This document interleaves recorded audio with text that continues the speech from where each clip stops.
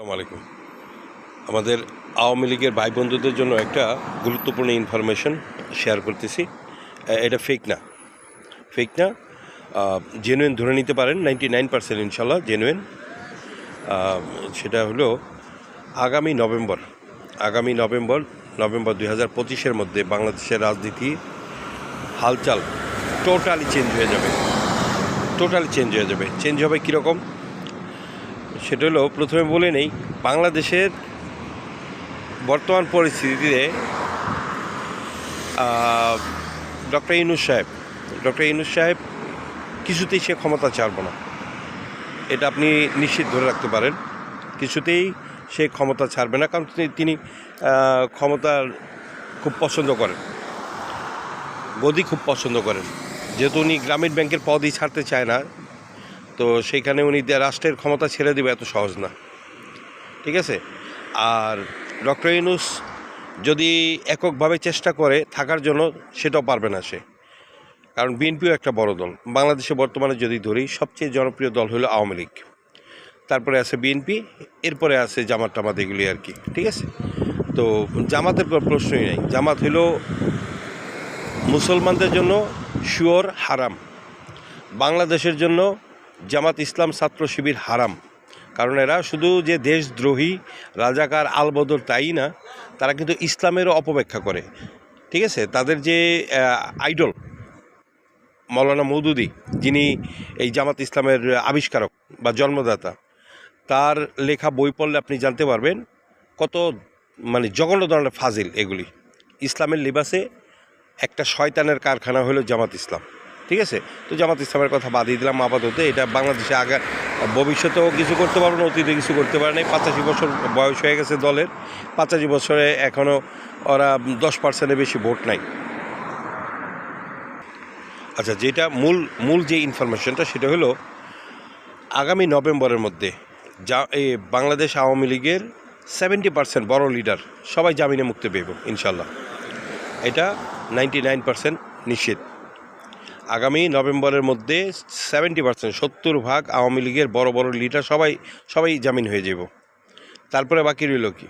এরপরে বাকি রইল যে আওয়ামী লীগ কিন্তু নিষিদ্ধ না, আওয়ামী লীগের উপরে আপাতত শুধু ব্যান করে রাখছে যে অ্যাক্টিভিটিস, কোনো কার্যক্রম পরিচালনা করতে পারবো না, এতটুকুই।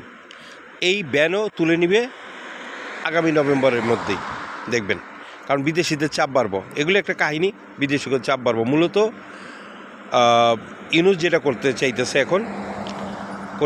এটা যে শেখ হাসিনা ছাড়া এরে কেউ রক্ষা করতে পারবো না। উনি থাপ্পড় যদি খায়, উনি যদি পানিতে যদি চুপ খায়, তো খাইব হাসিনার হাতে। আর যদি ওনার বাঁচতে হয়, তাহলেও হাসিনা ছাড়া উপায় নাই। অতএব ওনার এই কুলকুল দুকুলেই একমাত্র হাসিনার হাতে, ঠিক আছে? তো এই জন্য সে হাসিনার সাথে একটা কম্প্রোমাইজ করতে যাচ্ছে। সেটা হলো যে আগামী কয়েক বছর, কমসে কম ধরেন 10 বছর থাকার চিন্তা আছে ওর। তো ধরে নেন যে নির্বাচনের পরে ও ক্ষমতায় আসার একটা আছে। এইভাবে চেষ্টা করব বিএনপির নেতা বা বিভিন্ন দলের এগুলি নেতাকে নিয়ে, তারপরে হয়তো একটা কিছু করার চিন্তাভাবনা আছে। আচ্ছা, এখানে বিষয় হলো আওয়ামী লীগের সাথে সে কম্প্রোমাইজ করে আওয়ামী লীগকে সে ফ্রি করে দিলে ইউনূসের সাপোর্ট হিসাবে ইউনূস তারেক রহমানের সাথে কি বলছে না বলছে এগুলো কোনো মূল্যই রাখে না। কারণ ও তারেক রহমান চায় নির্বাচন, আর নির্বাচন হইলে এই মুহূর্তে বিএনপি ক্ষমতায় যাবে, এটা নিশ্চিত। আর বিএনপিকে বাংলাদেশের মানুষ ক্ষমতায় দিতে চাইব না এই জন্য, কারণ বিএনপি এই আওয়ামী লীগের পতনের পরে বিএনপি যা করছে, তাতে সুস্থ মানুষ বিএনপির পক্ষ নেওয়া অসম্ভব ব্যাপার, ঠিক আছে?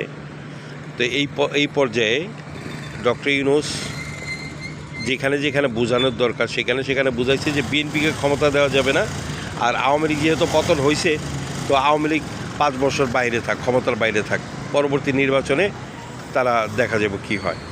অতএব কমসে কম আগামী 5 বছর ডক্টর ইউনূস দেশটা চালাইতে চাইবে, এই জন্য যে আমি দেশটা কিছু করে যেতে চাই। আওয়ামী লীগের সাথে কম্প্রোমাইজ করে তারপরে আওয়ামী লীগ হইব আগামী নির্বাচনে প্রধান বিরোধী দল, নির্বাচন যদি সহিভাবে হয় তাহলে তো ধরেন আওয়ামী লীগই নির্বাচিত হইব, এটা 100% ঠিক আছে।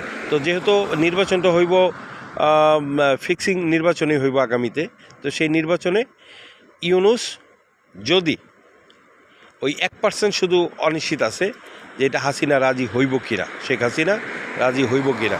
যদি শেখ হাসিনা রাজি হয় কম্প্রোমাইজ করতে, তার সাথে মিউচুয়াল করতে, তাহলে ইউনূস সরকার গঠন করবে, আওয়ামী লীগ প্রধান বিরোধী দল। আর জামাত ইসলাম আর একটা হচ্ছে কি লাগালাগি পার্টি, কি যেন ন্যাশনাল সার্কাস পার্টি, ঠিক আছে, এনসিপি ন্যাশনাল সার্কাস পার্টি অথবা লাগালাগি পার্টিও বলতে পারেন। এই লাগালাগি পার্টি এগুলি তো বেলি নেই, এগুলি তো মনে করেন নভেম্বরে ওদেরকে ঔষধ খাওয়ার জন্য খুঁজে পাওয়া যাবে না, ঠিক আছে। আর জামাত ইসলাম এখন ওই যে যত গর্জন ফর্জন যা দেখাইতেছে পাকিস্তান যেতে পারবো, বাংলাদেশ ওদের কোনো জায়গা নাই। তো আওয়ামী লীগের বন্ধুরা আপনারা এটা নিশ্চিত থাকেন, ইনশাল্লাহ আগামী নভেম্বরের মধ্যে ভালো দিন আসতেছে আওয়ামী লীগের জন্য।